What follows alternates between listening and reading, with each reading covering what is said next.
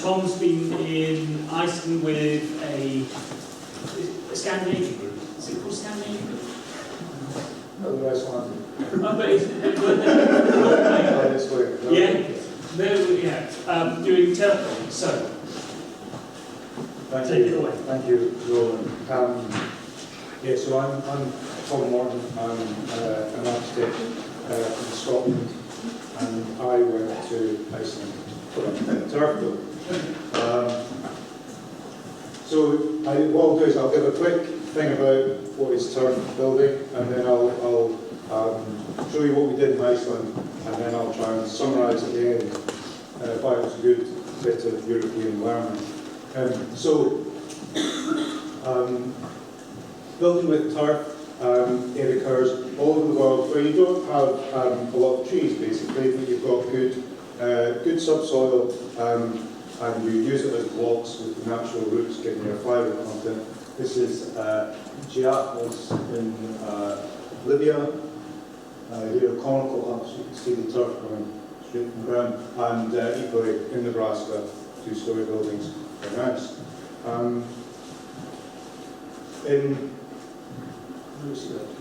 So there's in a European context, I think it's a So there's a kind of a bi-regional European context of these Atlantic seaboard countries: Ireland, Isle of Man, Scotland, North of England, really, Scandinavia certainly, and certainly Iceland, where this was a significant traditional form of construction. And certainly in Scotland, it was extensively used, probably in the Highlands, when I stand to be corrected, it would have been one of the dominant means of construction up until about 1750 or so, certainly in the Highland region. And used in Scotland in a diverse variety of forms of construction. There's an excellent Research Scotland town that kind of outlines that. I won't go into detail, but including the clates on St Kilda.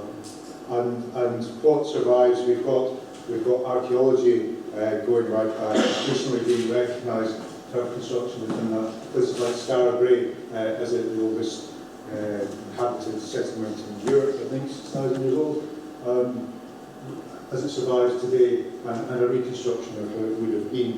And we use clay and living turf as being conservation of monuments, as being Smail home to borders. What survives today is really very little of what originally would have been there. There's the occasional surviving building like this house on the Culloden battlefield site, which is a turf gable, and this a turf gable survived in Huntly up in Norwich, so these are sods cut from the ground and laid with, you can start to see a staggered bond pattern there, prepared by Vicky Little and finished by lime wash. But really, as surviving intact, complete structures, documenting a vernacular tradition, there's practically nothing left. This, although they continued to be used, this in 1916 picture, it doesn't really show up, but you've got I could point to a laser pointer, a kind of herringbone pattern of turf block construction here. That's better. And indeed, they used in seasonal shielding settlements here up until the 1960s, and as they survive today, still within memory of individuals, these being settlements. And so today we've got one left, one inhabited turf structure, I would say, in Scotland. Is a complete building that's now seasonally occupied by this gentleman here on Lewis. So it's a tradition that's receding and fading before our eyes, practically to nothing. And this is the map from the first edition Ordnance Survey, I think about 1856, showing the shielings that were identified at that time, and showing that, well, one, there was a lot of them, and that there's a hell of a lot in there to Hebrides. And that's not necessarily that there were more there than other places. It's just this is documenting a process of loss, in that there would have originally been a much denser distribution. It's just the photo in 1856 was recording a process of loss. And I guess you can say a similar pattern, this thing of loss of vernacular heritage that you saw geographically within Scotland, you can see within Europe, and that this loss of heritage has again continued to run off less. And so within Europe, the best examples of vernacular tradition have been sustained in Iceland, which remained largely a rural society until after the Second World War, and where people lived in traditional turf buildings really quite until very recently indeed. So Iceland, for those of you who haven't been there, is a wonderful country, a glacial environment,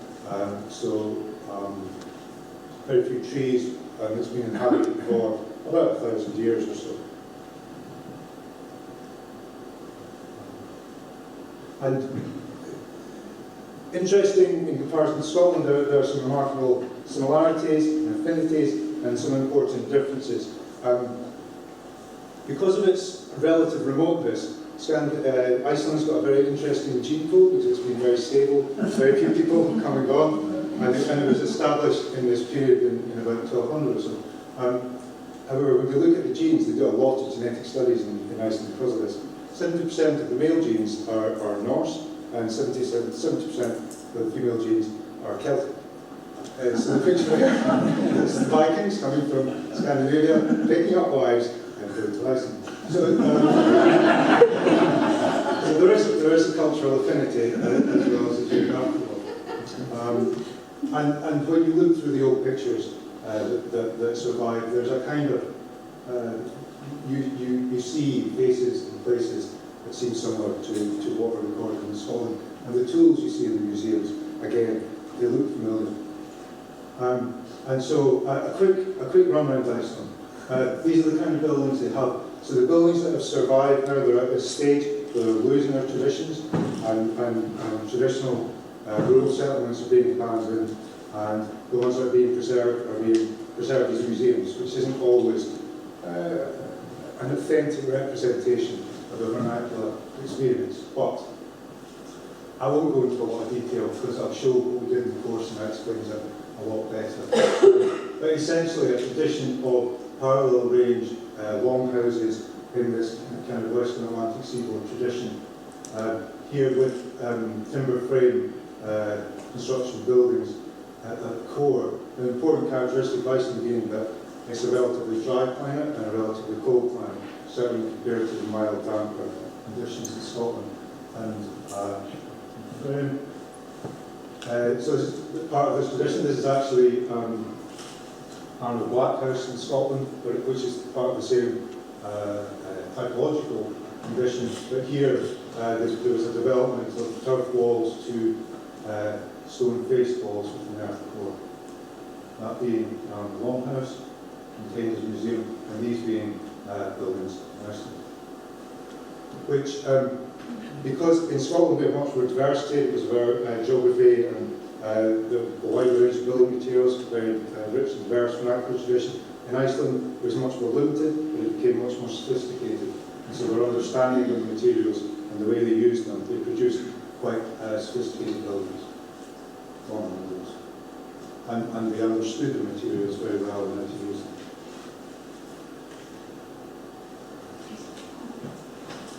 The inside here. And in higher status buildings, fully lined out to timber. So now we're at an interval where I have, where Paul's going to help me show film. Let's press the button. So what I'm now going to show you is a film of our trip to Iceland, where there was a European mobility exchange between Scotland and Iceland, managed by a third sector organisation, funded again by the Leonardo programme. This has been running over several years and takes people involved in cultural heritage in Scotland to Iceland to branch off from there. So the film lasts about 12 minutes.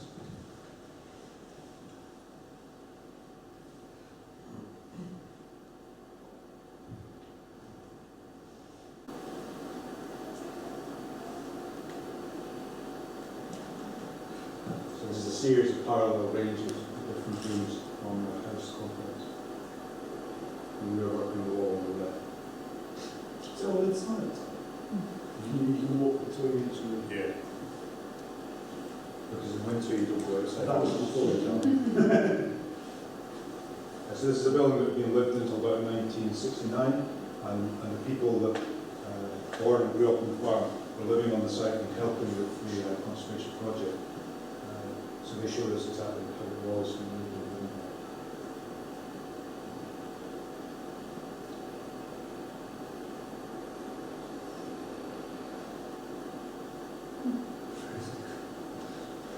It'd be, usually when we run these courses, the walls are fully unfrozen, but because it was unusually cold, the core of the wall was frozen. So it's made taking apart like that. That was a section that had been built by the group of the previous year.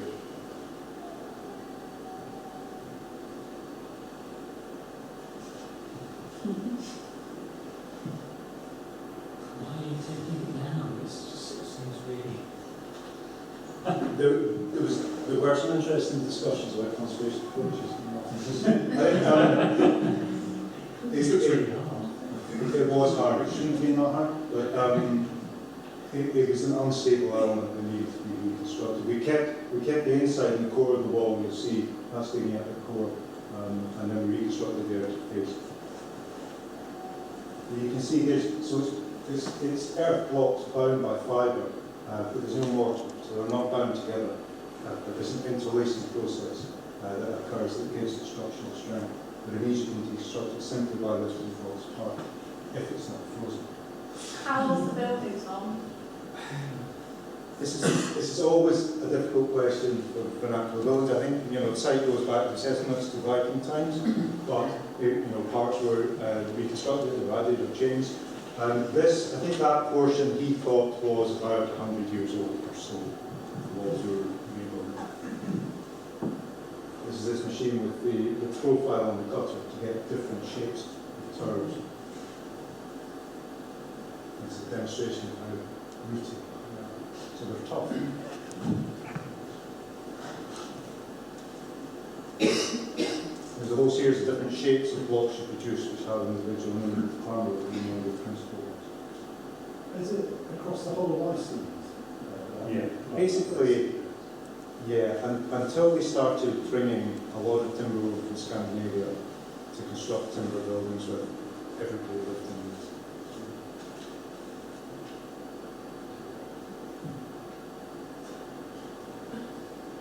So you'll see he's alternating his feet. This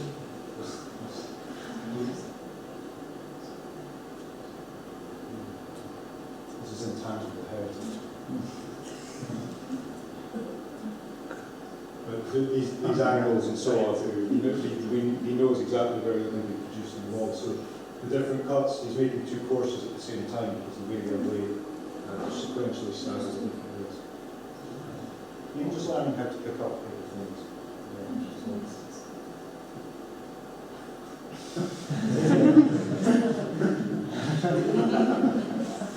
Dorothy Hoskins, the training and education officer for Samsung. You can see how easily it cuts, and that's the fall first rate, Chris. We've got those.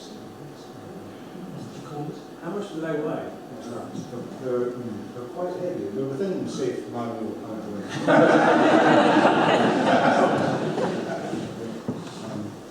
This was bitterly cold. It wasn't sure, but it would be because you're down in the bottom. Because they've changed the way land management and government funded drainage schemes, it's changed the quality of their ground, so they had to come down. You couldn't cut the same height of turf up in the hills near the site of the building, which is obviously where they traditionally do it. They had to come down to the glacial basin to get the right kind of turf. And you can see how easily it's being cut.